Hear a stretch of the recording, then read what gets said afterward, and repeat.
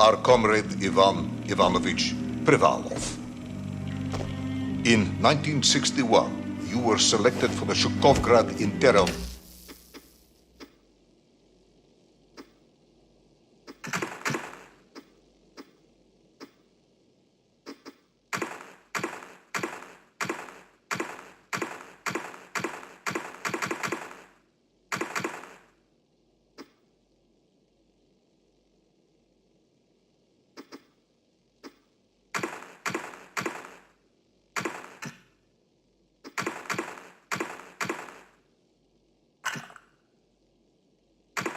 Exploration Programma SSSR. Despite failing your basic physical and being caught cheating on your entrance exams, on the morning of the 12th of April 1962, you boarded a rocket drill containing the experimental device Little Orpheus with the purpose of descending through the Earth's crust to discover the relative hollowness of the interior and its suitability for colonization. No, you've lost me, General. Did I do what?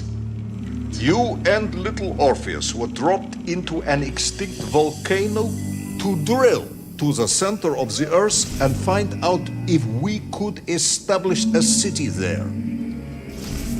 Note, if you will, that this date is over 3 years ago.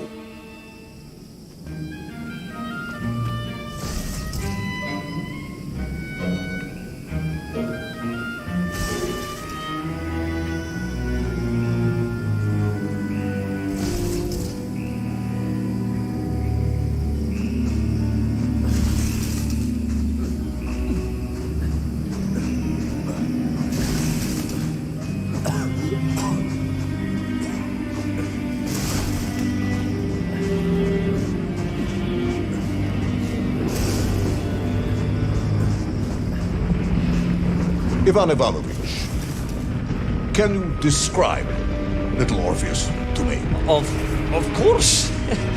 It was large and round and had something of a disagreeable smell. I was referring to its technical specification. Well, General, I am no man of science, but it had this radio thing that I was supposed to use to let the surface know I had arrived, and some sort of battery wrapped in this lead box. But I was told to not touch anything under any circumstances, and I did notice the engineers who worked on it were quite a shifty bunch.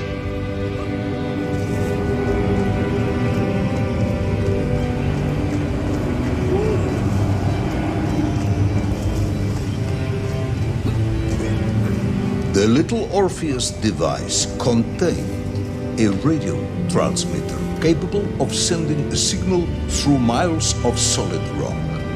In order to boost this, a powerful energy source was required. An atomic bomb, Comrade Privalov.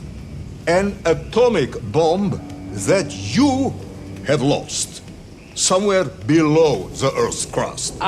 Yes, that bomb. Of course, General. I can explain everything. But it is a long and somewhat complicated story. And let me assure you, this is not a case of milking chickens. But you won't understand where your bomb and Little Orpheus has ended up unless I start at the very beginning and you let me tell you where I've been for the last 3 years.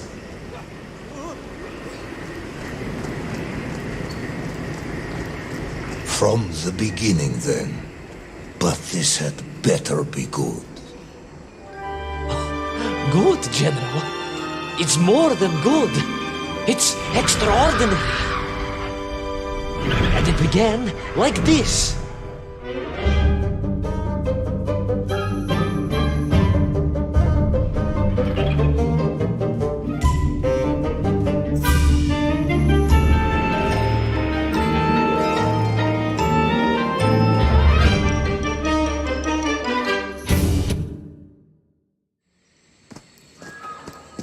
An extraordinary sight. I realized this must be the fabled land of Plutonia. as documented by the brilliant scholar Obruchev. A trail of destruction carved by the rocket drill led down into the wild and mysterious jungle. The rocket drill itself must have snapped in half somewhere below Kamchatka, and little Orpheus bounced out and became lost in that prehistoric forest. If I was ever to get home, my mission was clear: to find little Orpheus.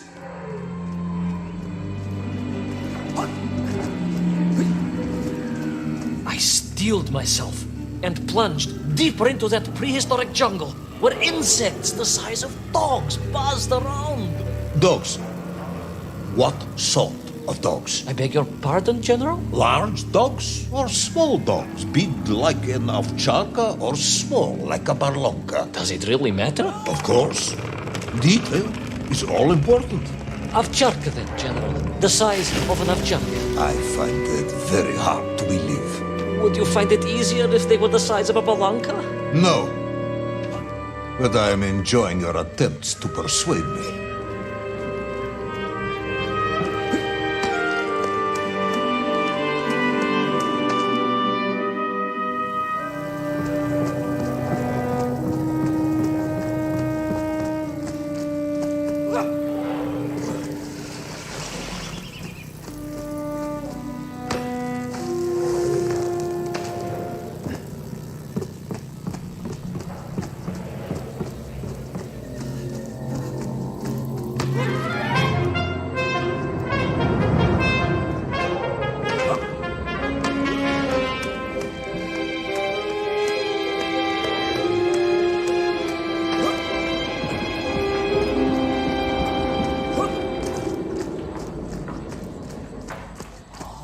Another part of the rocket drill.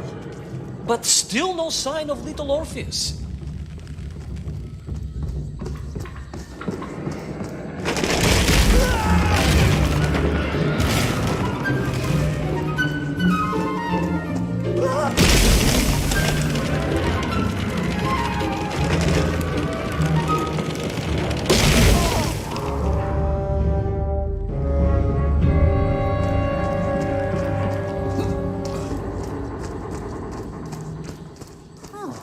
Another part of the rocket drill. But still no sign of little Orpheus.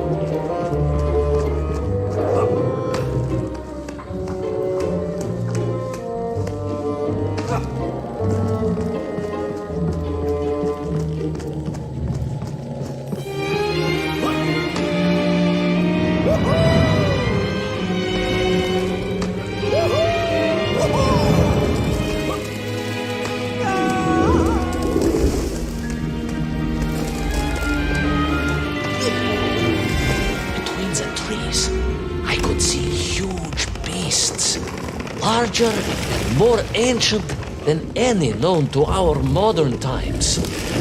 Could it be that Obruchev was right? And deep below the Earth's surface, prehistoric monsters still roam freely? Yes, but little Orpheus.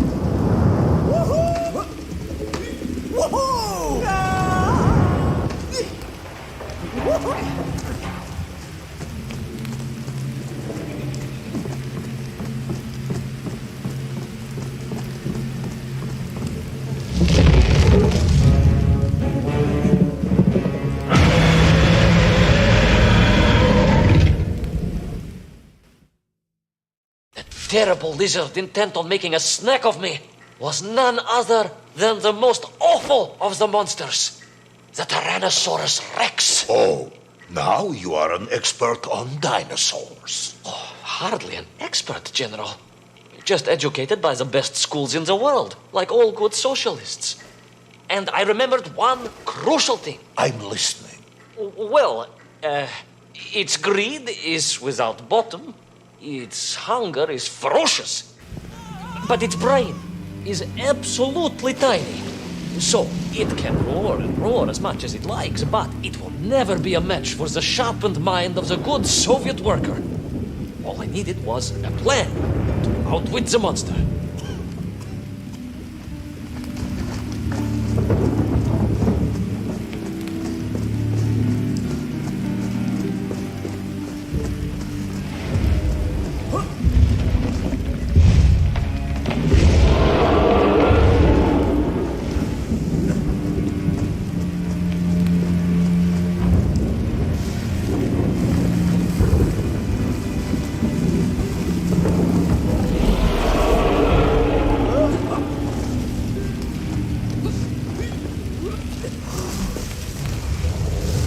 Imagine my shock and surprise to find in that clearing the last part of the rocket drill. More shocking was the fact it had been ransacked. Someone had made off with the tools, the weapons, the rations, and the spare parts for the Pragviev. I began to suspect foul play. Perhaps little Orpheus was not lost at all, but stolen. All I could do was follow the trail further into Plutonia.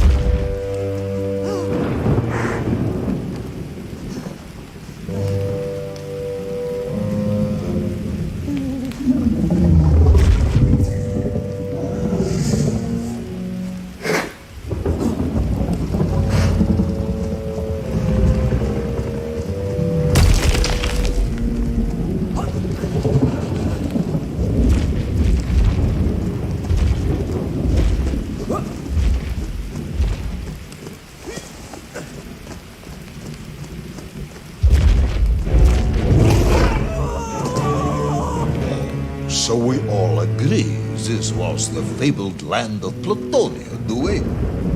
I don't remember accepting that. I will admit it might not have been Plutonia if you are prepared to accept the dinosaur. This isn't a negotiation, Ivan Ivanovich. General, you can disagree all you like, but there's very little you can do to persuade me it wasn't a dinosaur. I might not be able to persuade you, but I can always have you shot.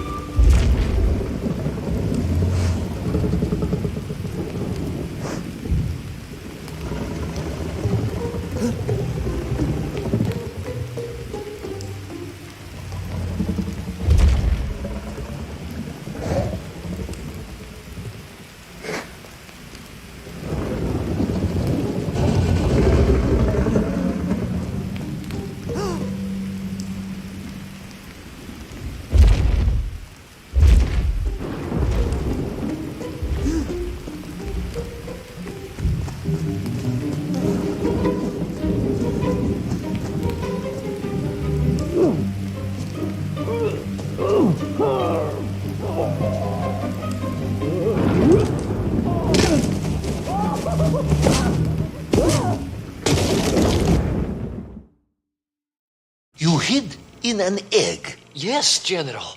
I hid in an egg. I am glad to hear your military training was not wasted.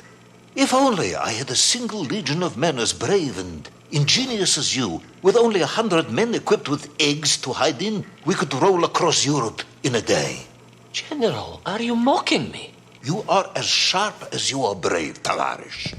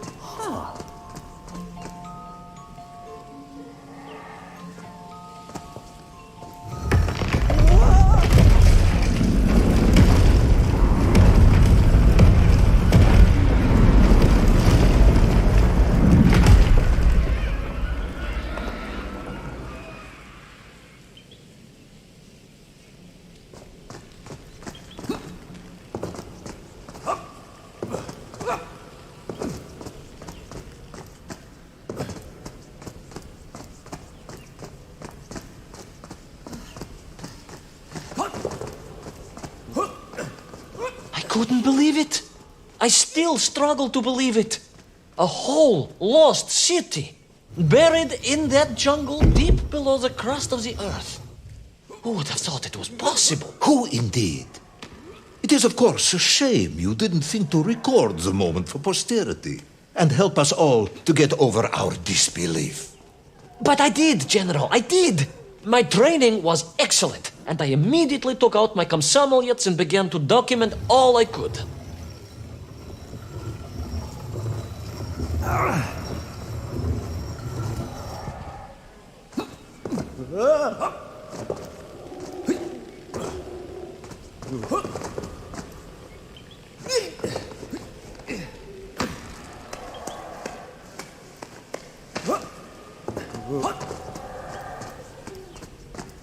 So, where is this camera now, then? General, yes. What, of course, I meant to say was my training was excellent, and I immediately reached for my camera, only to realize it must have been torn from my utility belt in the crash and lost forever in that forgotten jungle.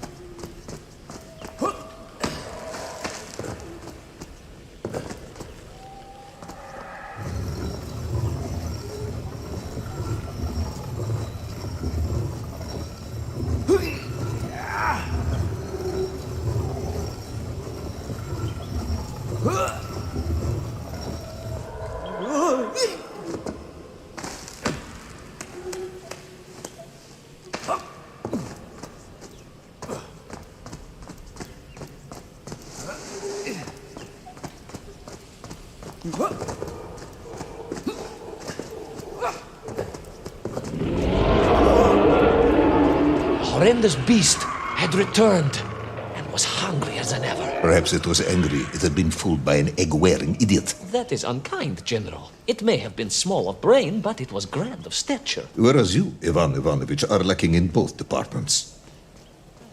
Presuming there were no more eggs to hide in, did you have a new plan? I did, General.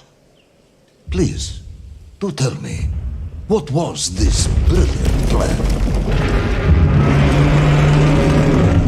I ran like hell, General.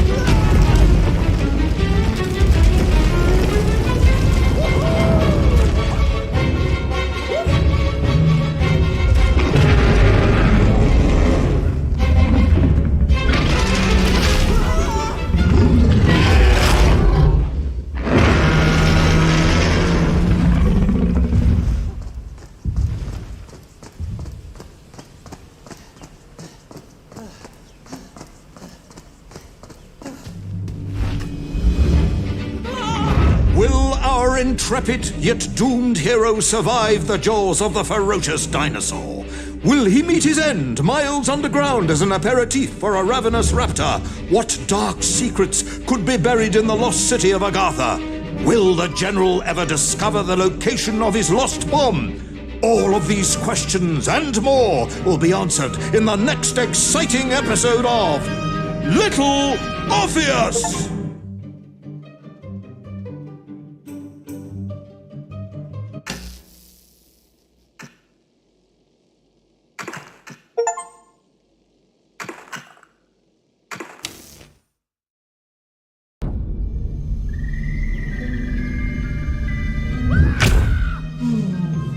What luck!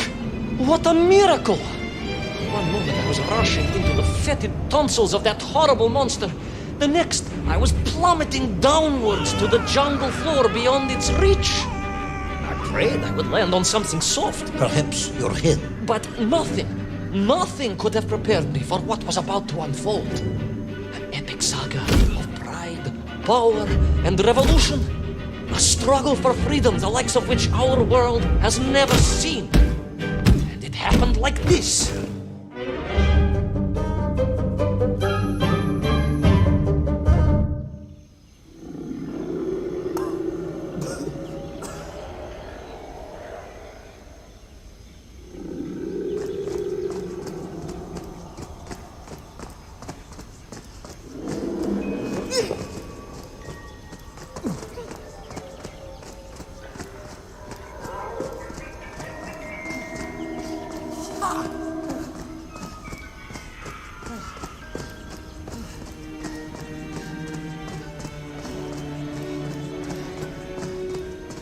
Who were those strange, gentle monsters who towered above me? I could only guess they were the lost tribe of the Menf, an earlier race of people. But why were they so fearful of those ancient gates that lay just beyond their village? And why did they seem to recognize me? Why?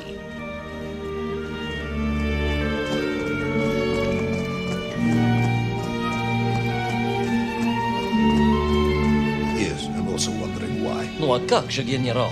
Who was I to question such things? Trapped as I was deep underground. I was more curious, I must admit, about the location of Little Orpheus.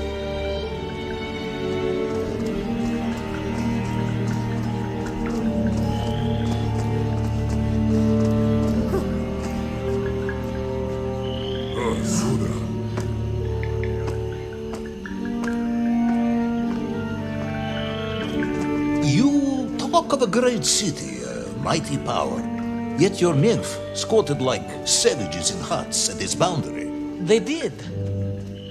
And the answer to that mystery lay beyond my grasp at that point. Because it was a wonder, it truly was.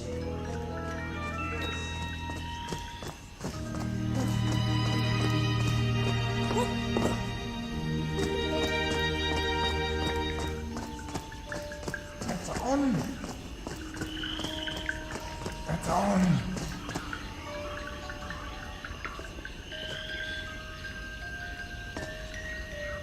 That's on.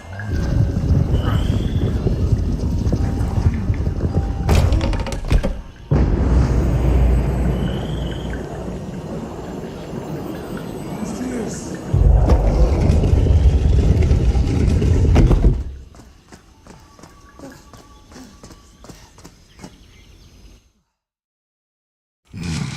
The lost city of Agartha.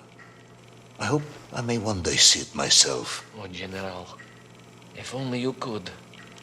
Unfortunately, as I shall explain, should you seek Agartha now, you wouldn't find it. It has been utterly destroyed.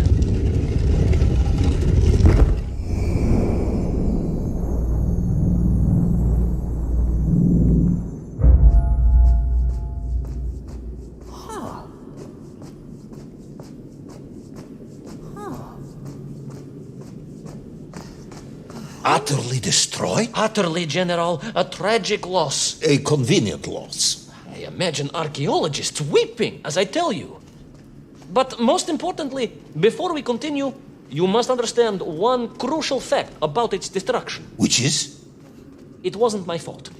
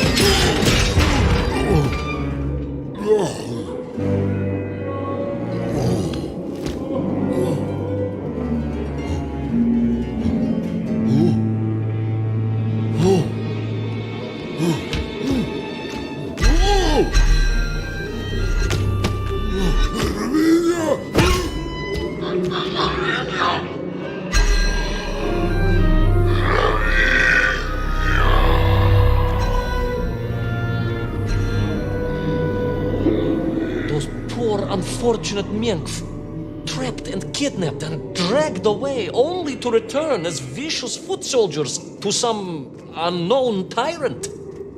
And yet, there was something familiar about the shtukovna they were forced to wear on their heads, which I was sure were being used to control and enslave them. And what was that? General, it curiously resembled the radio sets I used to tinker with as a child. Radio sets? It was very curious. It was very curious. It was extremely curious.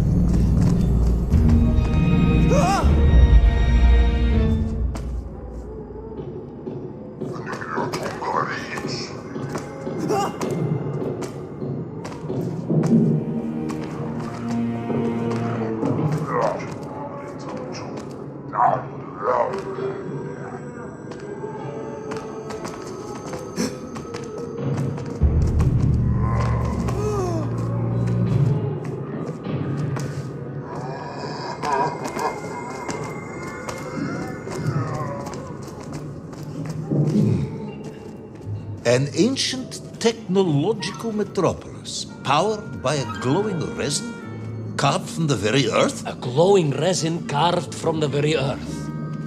Do you see, General? I fear you are about to enlighten me.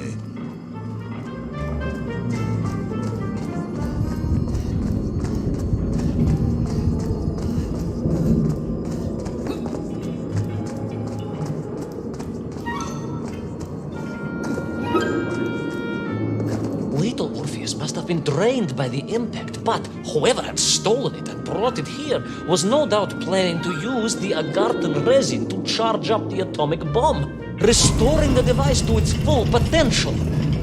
What sort of man would come up with such a monstrously reckless scheme? Perhaps the type of man who has such limited understanding of atomic energy that he thinks an ancient metropolis can be powered by shiny marbles.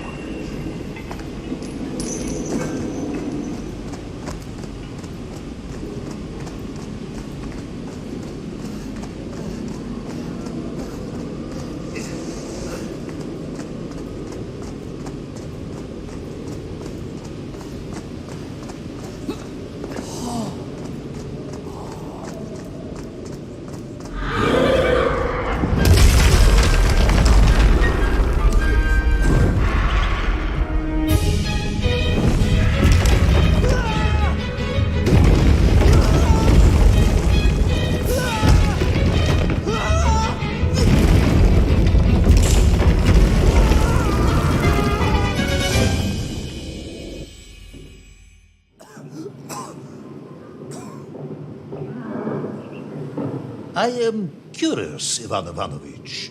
You talk and talk about this great subterranean city, yet what you describe sounds strangely familiar. It does in some way bear an uncanny resemblance to the glorious architecture of Comrade Alexei Dushkin. Wouldn't you agree? Da нет, General. I have never heard of this great Tavarish Dushkin or his works. Interesting. Because you were photographed on the steps of his marvelous Vysotka na Krasnich Varotach, shaking hands with the Glavny Constructor. That was the chief designer? The sweaty little fat man with the bad hearing? Mind your mouth, Ivan Ivanovich. Don't think you can distract me by slandering one of the great visionaries of our time. Without him, neither of us would be sitting here now. Must remember to thank him for that, General.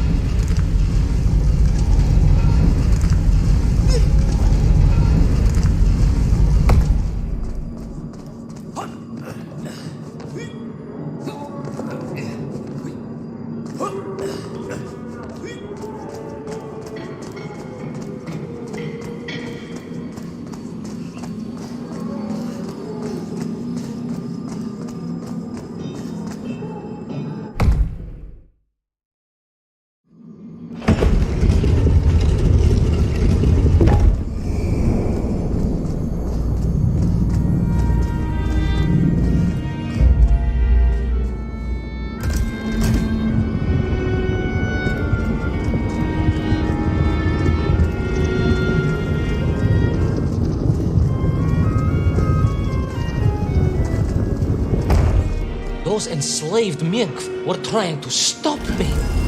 I was sure of that now. I find myself sympathizing with them, I must admit. No, General, then I have failed to win you over. A point of agreement at last.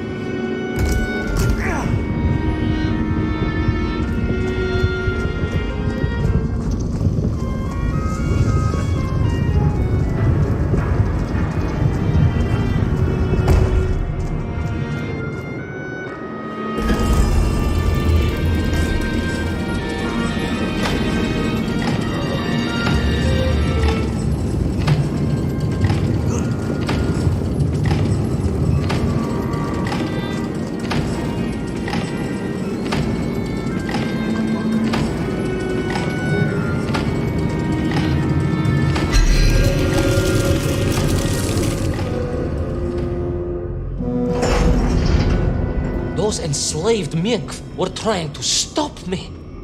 I was sure of that now. I find myself sympathizing with them, I must admit. No, General, then I have failed to win you over. A point of agreement at last.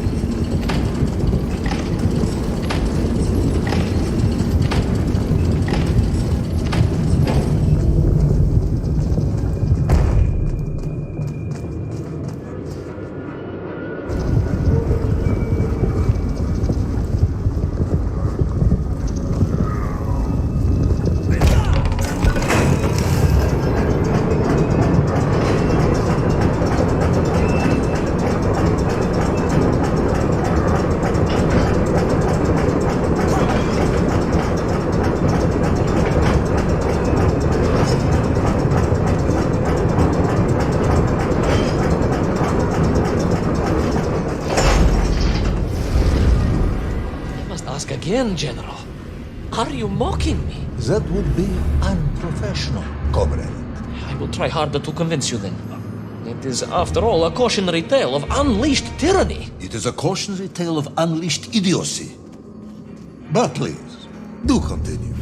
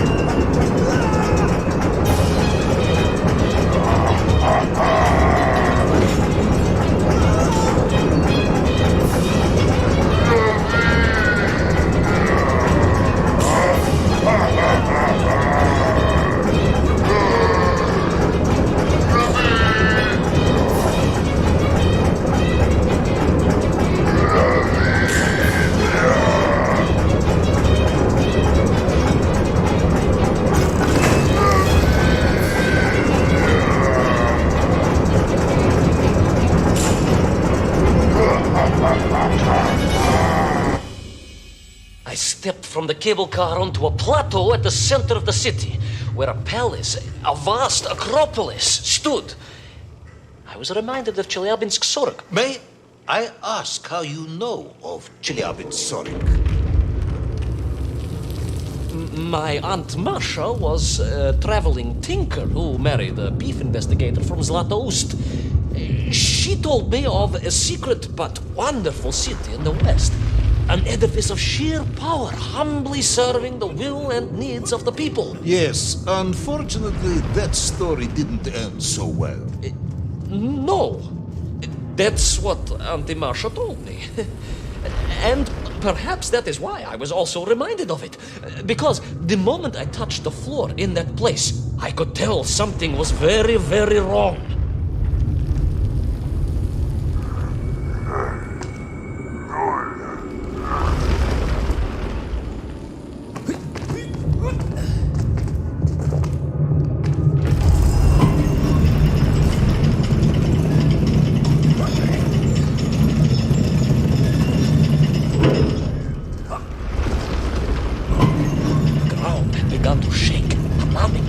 And the whole city felt as if it was shuddering. I could only imagine what I would find in the heart of the vast temple. If it isn't a giant glowing marble, I'm going to be very disappointed.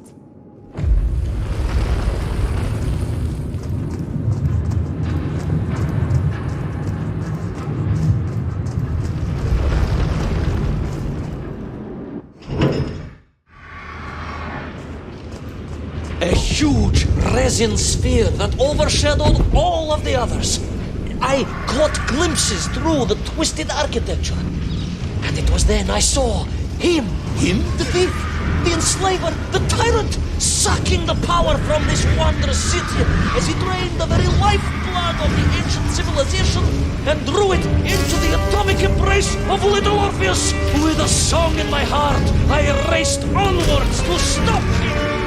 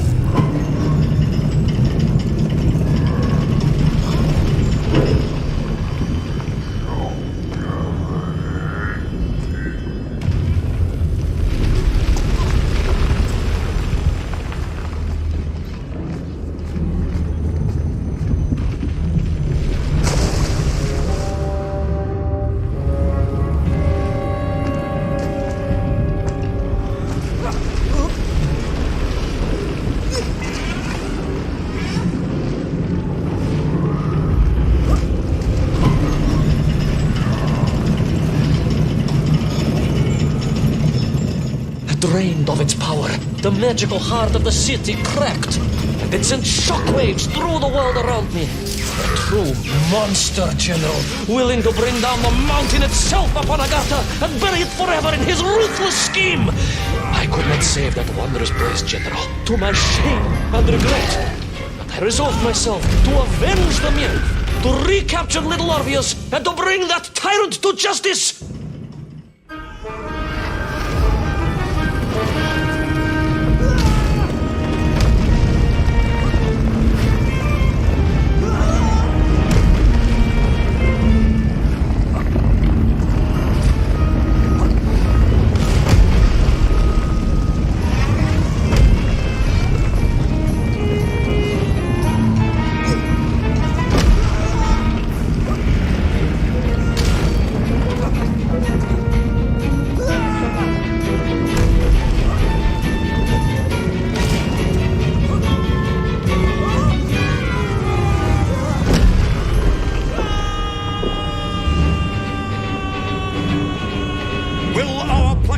Careless hero fall forever through those unknown skies? Will he discover the identity of the brutal thief commanding the army of the Menk?